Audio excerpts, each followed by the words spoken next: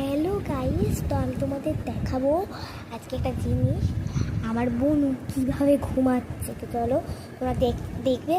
তারাও দেখাচ্ছে তো বোনু আমাদের বোনু কীভাবে ঘুমাচ্ছে, তারাও বাথরুম। চলো দেখাবো বোনু কীভাবে ঘুমাচ্ছে। এই যে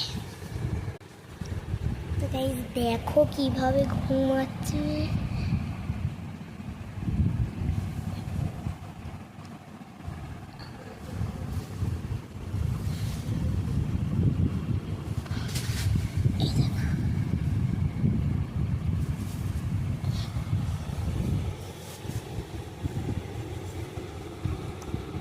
মানে বালিশ থেকে উঠে চলে এসেছে।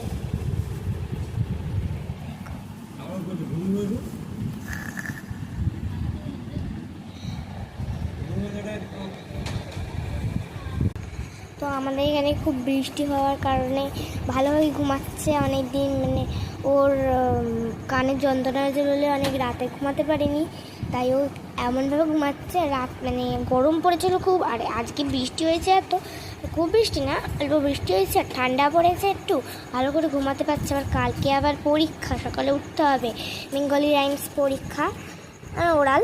দেখো আবার দেখো মানে বিছনার মধ্যে ঠোঁটটা দিয়ে গেলাম ঘুমাচ্ছে, দেখাচ্ছে।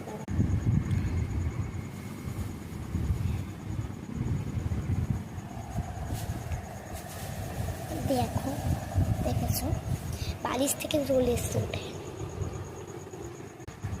আর নতুন বিছনার চাদর পেতেছে না, ওই জন্য আরামসে ঘুমাচ্ছে। নতুন বিছনার চাদর পাতলে ঘুমটাও ভালো হয়।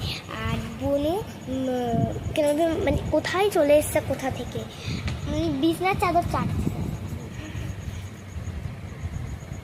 তো টাটা।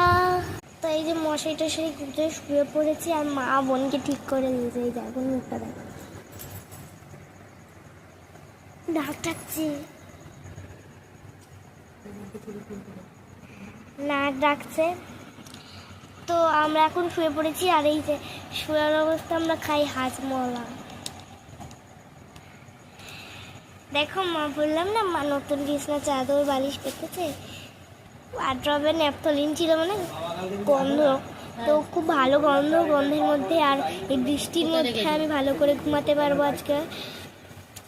আমাকেও কাল সকালে উঠতে হবে, মানে সপ্তাহে 5 দিন পড়া থাকে সকালে, তো কাল উঠতে হবে। তো টাটা, আবার কালকের নতুন ব্লগ নিয়ে ফিরে আসছি। টাটা,